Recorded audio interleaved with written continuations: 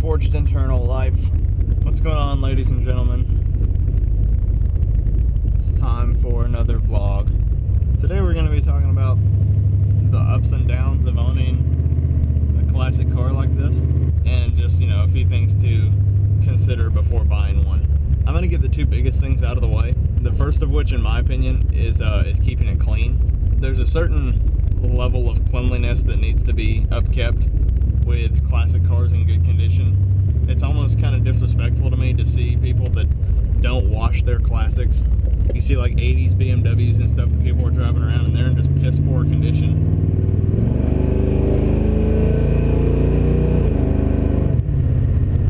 And that just kind of sucks to see whenever some really, you know, what would be a nice E30 or something is just in terrible condition. I'm just like, what are you doing? Corvette is got like a pace car livery on it. That was weird. But anyways, yeah, when you're owning a classic, anything, you know, 25 years and older, you should probably be able to keep it clean on a, you know, very often basis. I just took mine for a wash yesterday because I just can't stand seeing any dirt or anything on it, or like sand in the treads of the tires and stuff, which, I mean, you know, it's fine because as a daily driver in Florida, for God's sakes, it's not like I can't keep it clean. Basically what I'm saying is whenever you can help it, if you're owning a classic, keep it nice. Because if I've learned anything, if you respect the car will treat you good back. Second thing I want to talk about is gas. Being that this is, you know, it's a hot rod, it consumes a decent amount of fuel. Every time I go for a drive, the gas needle moves a noticeable amount. That's fine, but it is something to consider. You are going to be spending more money driving one of these, especially dailying one like I am. But then again, the little economy cars don't sound this good or turn as many heads. That's for sure. Third thing is parts. A lot of times, you know, classics have swaps in them. You know, like mine has a swap of with a 350 truck motor that we've built up, which the 350 was never offered in the 80 Malibu. So, you know, going to AutoZone to grab a belt or something like that, they don't have it on file. So you kind of just have to know what length you want, because you can't just be like, hey, I need an AC belt for a 1980 Malibu with a 350, because that doesn't exist. They didn't put a 350 into the 80 Malibu, unless they did in the M80, and I'm just not thinking of it. They put it in the Monte Carlo, I'm pretty sure. I think the SS had a 350. Yeah, parts are just kind of hard to find at times, or it can be really expensive. Not waiting at that light, it sucks. Or it can just be really expensive. Are you gonna get over, dude? You know, sometimes they just don't exist, and you just gotta, you know, make your own thing or just wing it. So that's some of the downsides to owning classics for sure. But there are a lot of positives to owning classics as well.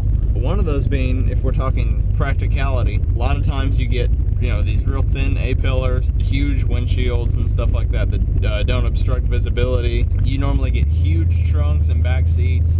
A lot of times very reliable motors that have been used, you know, for 20-something years. For states that do emissions and smog testing and stuff like that, on these older cars, a lot of them are exempt because of their age. And that can save you a pretty penny. That can save you that money and time of going to check your emissions and all that jazz, which is definitely neat. In Florida, I don't think they do emissions at all. I'm not really sure on that, but because of the car I drive, I don't pay attention. But I don't think they do it here at all. But in Georgia, they did make you do emissions testing, and I was exempt from it all the time because Molly's 36 years old.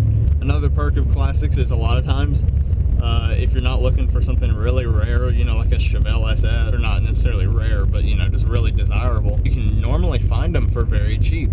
Are they always going to be in good condition? No, that's not necessarily the truth. But a lot of times you can find a good condition car good enough to drive for a pretty decent price.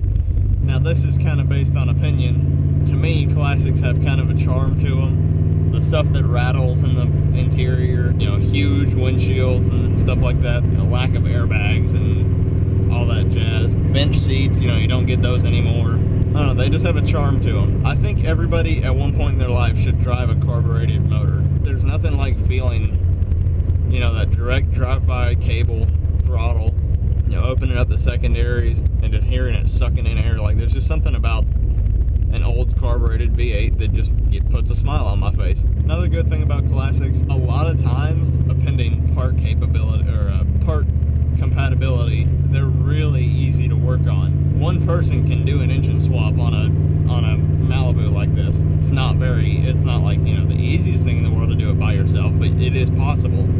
If you take your time at it, it's not hard. There is one thing about parts swapping and stuff like that. A lot of older cars, they didn't make very much power, especially in the 70s and 80s. And because of that, a lot of the parts that they use are very weak. The rear ends and axles and stuff like that are just not made to handle, like 450 horsepower or so-and-so. It's got to be like 95 degrees today. It is so hot out.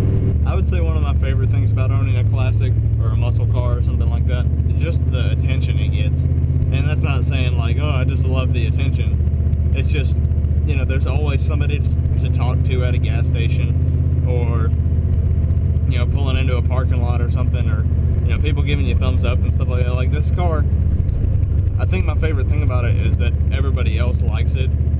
Like, there's nobody that really looks at it and is just like, no, I genuinely don't like your car. Which, I mean, that'd be fine if there were people like that, but it's just not the case. I'm getting tired of this, so.